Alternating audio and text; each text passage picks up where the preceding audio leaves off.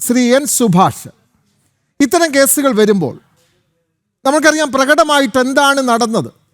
ഈ പെൺകുട്ടിയെ എന്തിൻ്റെ പേരിലാണ് കൊലപ്പെടുത്തിയത്?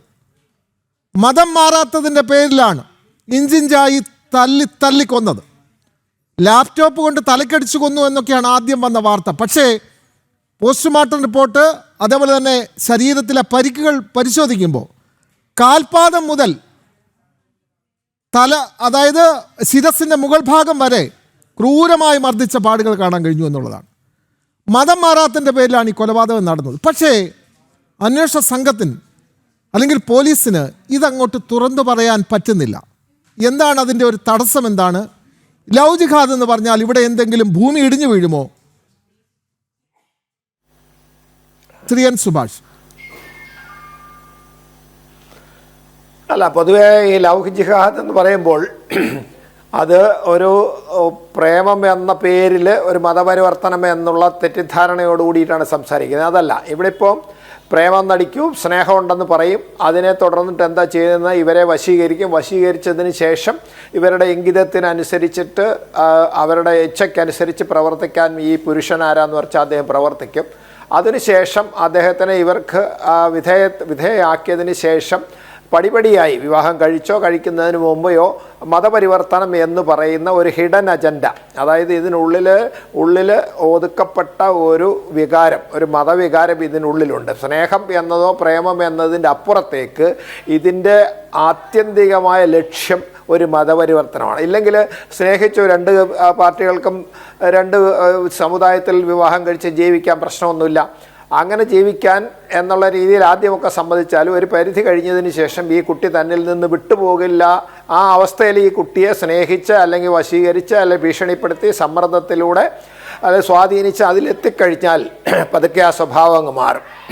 പിന്നെ എന്താ പറയുന്നതെന്ന് വരെ മതപരിവർത്തനം എന്ന് പറയുന്ന ഒരു ആശയത്തിലേക്ക് ഇത് കൊണ്ടുവരികയും അത് സ്വാഭാവികമായിട്ട് അവതരിപ്പിക്കപ്പെട്ട് കഴിഞ്ഞാൽ അതിനെ എതിർത്ത് കഴിഞ്ഞാൽ എതിർപ്പിനെ വകവയ്ക്കാതെ അത് വീണ്ടും മുന്നോട്ട് കൊണ്ടുപോകാനും സമ്മർദ്ദം ചെലുത്താനും, അത് കഴിഞ്ഞിട്ട് സാധ്യമല്ലെങ്കിൽ അതിന് ബലപ്രയോഗത്തിലും മറ്റു സമ്മർദ്ദത്തിലൂടെയും മറ്റ് പല രീതിയിലും ആ കുട്ടിയെ അതിനകത്തിലേക്ക് വലിച്ചിടാൻ വേണ്ടി ശ്രമിക്കുക എന്നുള്ളതാണ് നമ്മൾ ഈ കാണുന്നതൊക്കെ. അതിനെ പ്രധാനപ്പെട്ട വിഭാഗങ്ങൾ, അതിനെ വിമർശന വിഭാഗങ്ങൾ അതിനെ ലവ് ജിഹാദ് എന്ന് പറയും. അത് എന്ത് പറഞ്ഞാൽ തന്നെ ഈ സാധാരണ നമ്മൾ ഏതെങ്കിലും ജിഹാദ് എന്ന് പറഞ്ഞ പരിശ്രമം, കഠിനാധ്വാനം, പോരാട്ടം എന്നൊക്കെ പല അർത്ഥങ്ങൾ നമ്മൾ മലയാളത്തിൽ പറഞ്ഞ് കേൾക്കാറുണ്ട്. പക്ഷേ ഇതെല്ലാം എന്താണെന്ന് പറഞ്ഞാൽ ഇതൊക്കെ ഈ പോരാട്ടവും ഇതിനു വേണ്ടി കഠിനാധ്വാനം ചെയ്യുന്നതും അതിനെപ്പുറത്ത് ഈ പരിശ്രമം നടത്തുന്നതെല്ലാം ആത്യന്തിക ലക്ഷ്യം എന്താണ്? വിവാഹത്തിനേക്കാൾ ഉപരി ഇത് ഒരു മതപരിവർത്തനമാകുന്നത് കൊണ്ടാണ് ഇതിനെ ലവ് ജിഹാദ് എന്ന് പറയുന്നത്. അപ്പം നിയമപരമായി നോക്കുമ്പോൾ അങ്ങനെ ഒരു പദം നിയമത്തിൽ നിർവചിക്കപ്പെടാത്തിടത്തോളം കാലം അതിനെ ആ ലവ് ജിഹാദ് എന്ന പേരിലേക്ക് ഒരു നിർവചനത്തിലൂടെ അത് സാധൂകരിക്കാൻ പോലീസ് പലപ്പോഴും ശ്രമിക്കാറില്ല, കോടതി ശ്രമിക്കാറില്ല.